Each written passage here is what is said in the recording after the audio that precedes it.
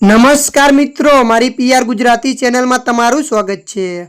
મિત્રો, રાજ્યમાં અકસ્માતની ઘટનાઓ સામે આવતી હોય છે ત્યારે ભાવનગરમાં ગમખ્વાર અકસ્માતની ઘટના સામે આવી છે, જેમાં ભાવનગરના કાળિયાબીડ વિસ્તારમાં પોલીસ પુત્રોએ બેફામ કાર ચલાવીને બાઇક ચાલક સહિત 4 જેટલા લોકોને અડફેટે લીધા હતા।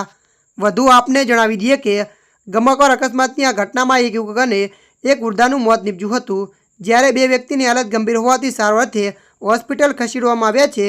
સમગ્ર મામલે ડિવિઝન પોલીસ સહિતની ટીમ ઘટના સ્થળે પહોંચીને આગળની કાર્યવાહી હાથ ધરી છે।